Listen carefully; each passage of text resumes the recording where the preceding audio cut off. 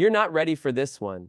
Samsung's next Fan Edition phone just leaked, and while it's not the flashiest, it might be the smartest upgrade they've made all year.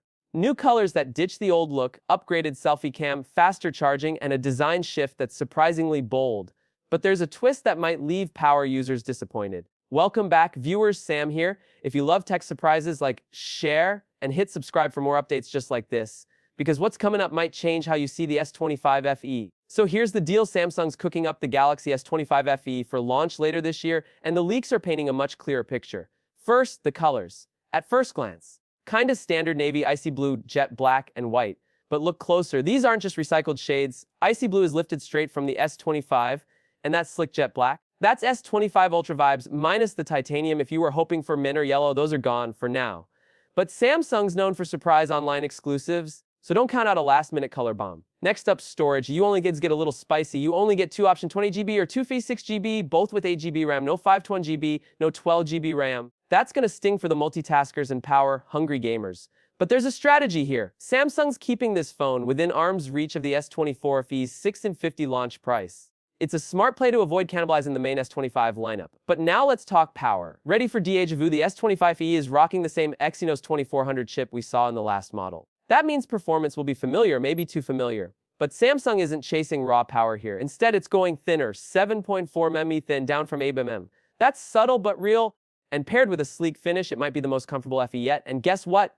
Charging just got a glow up. We're talking 45 EW wired charging, the same as the S25 Ultra. That's a huge win for anyone tired of babysitting a wall plug. The battery's getting a small bump to 4,900 mAh, up from 4,700 mAh. Not massive, but every bit helps when you're squeezing out those last few YouTube videos at midnight.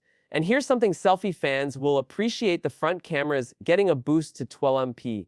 Whether it's the same premium sensor from the Galaxy S23, S24, or a more budget version is still unclear. But either way, this should mean sharper video calls and Instagram-ready portraits. On the back, the camera setup is mostly familiar: 50MP main, 8MP telephoto, and 12MP ultra-wide. Nothing revolutionary, but still a capable trio. Now, don't expect any display drama. This 25 FE keeps the same 0.7-inch dynamic AMOLED 2X panel. That's not a bad thing. It's bright, smooth, and perfect for binge watching. Rumors say it might match the 600 nits brightness of the flagship S25, which would be a welcome upgrade, especially for outdoor use.